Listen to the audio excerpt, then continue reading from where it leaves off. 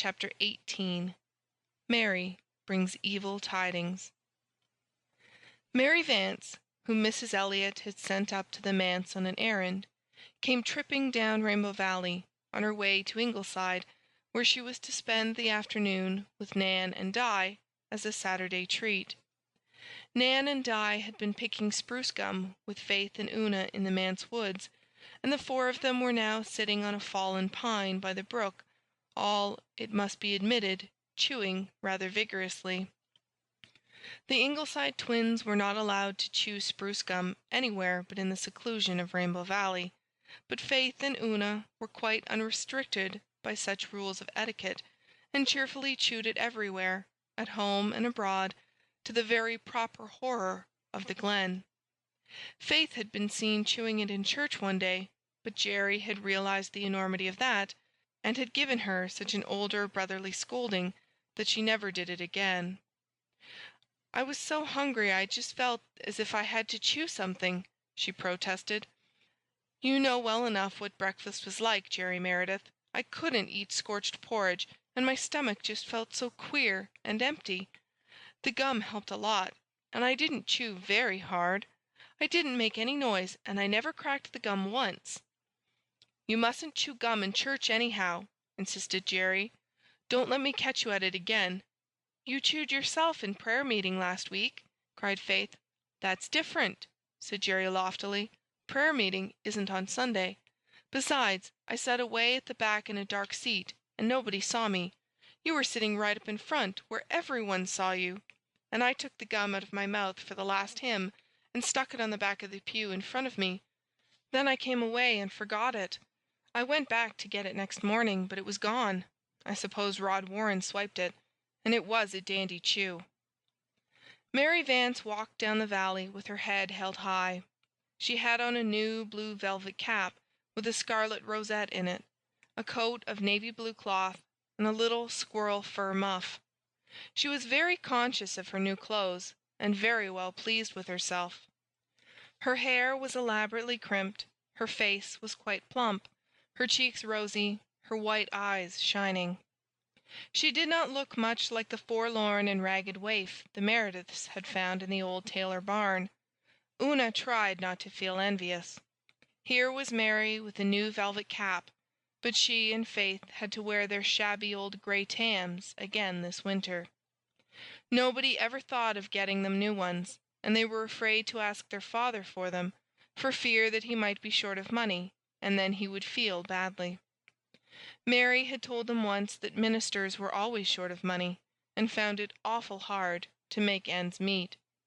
Since then, Faith and Una would have gone in rags rather than ask their father for anything if they could help it. They did not worry a great deal over their shabbiness, but it was rather trying to see Mary Vance coming out in such style, and putting on such airs about it, too. The new squirrel muff was really the last straw. Neither Faith nor Una had ever had a muff, counting themselves lucky if they could compass mittens without holes in them. Aunt Martha could not see to darn holes, and though Una tried to, she made sad cobbling. Somehow they could not make their greeting of Mary very cordial. But Mary did not mind or notice that. She was not overly sensitive. She vaulted lightly to a seat on the pine tree, and laid the offending muff on a bough. Una saw that it was lined with shirred red satin, and had red tassels. She looked down at her own rather purple, chapped little hands, and wondered if she would ever be able to put them into a muff like that.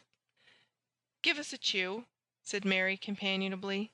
Nan, Di, and Faith all produced an amber-hued knot or two from their pockets, and passed them to Mary. Una sat very still. She had 4 lovely big knots in the pocket of her tight, threadbare little jacket, but she wasn't going to give one of them to Mary Vance. Not one. Let Mary pick her own gum. People with squirrel muffs needn't expect to get everything in the world. "Great day, isn't it?" said Mary, swinging her legs, the better, perhaps, to display new boots with very smart cloth tops. Una tucked her feet under her. There was a hole in the toe of one of her boots, and both laces were much knotted. But they were the best she had. Oh, this Mary Vance! Why hadn't they left her in the old barn?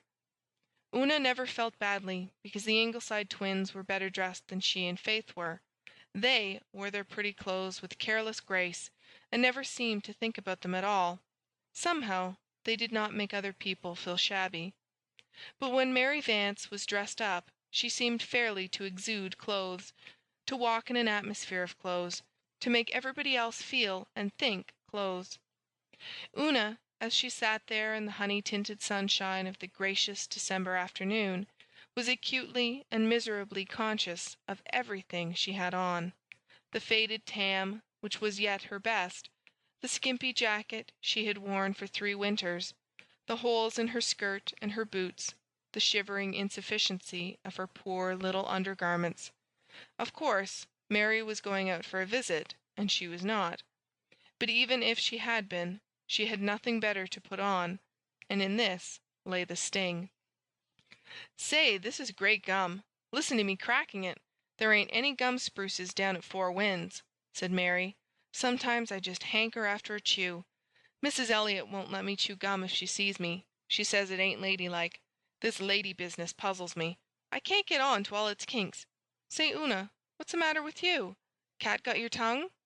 "No," said Una, who could not drag her fascinated eyes from that squirrel muff. Mary leaned past her, picked it up, and thrust it into Una's hands.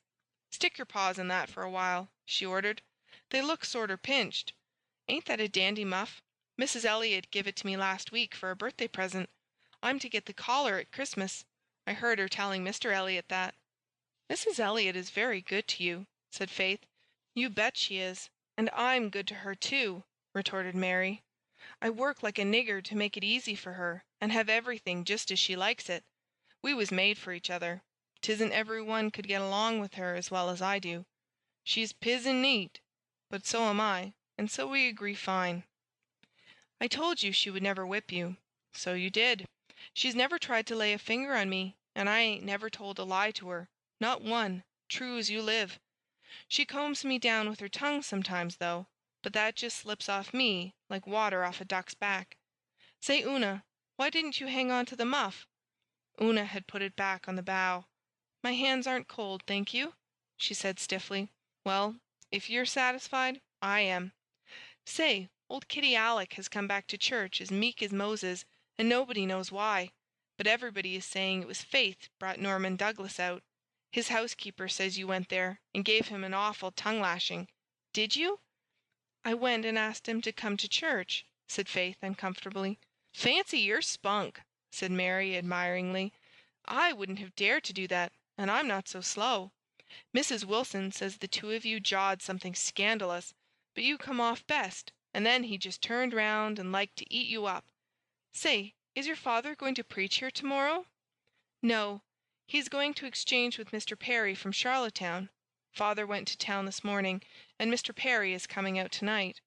I thought there was something in the wind, though old Martha wouldn't give me any satisfaction. But I felt sure she wouldn't have been killing that rooster for nothing." "What rooster? What do you mean?" cried Faith, turning pale. "I don't know what rooster. I didn't see it. When she took the butter Mrs. Elliott sent up, she said she'd been out to the barn killing a rooster for dinner tomorrow." Faith sprang down from the pine. "It's Adam. We have no other rooster. She has killed Adam. Now don't fly off the handle. Martha said the butcher at the Glen had no meat this week, and she had to have something, and the hens were all laying, and too poor. If she has killed Adam—" Faith began to run up the hill. Mary shrugged her shoulders. "She'll go crazy now. She was so fond of that Adam. He ought to have been in the pot long ago. He'll be as tough as sole leather. But I wouldn't like to be in Martha's shoes. Faith's just white with rage. Una, you'd better go after her, and try to pacify her." Mary had gone a few steps with the Blythe girls when Una suddenly turned and ran after her. "Here's some gum for you, Mary," she said, with a little repentant catch in her voice, thrusting all her 4 knots into Mary's hands. "And I'm glad you have such a pretty muff." "Why, thanks," said Mary, rather taken by surprise. To the Blythe girls, after Una had gone, she said, "Ain't she a queer little mite? But I've always said she had a good heart."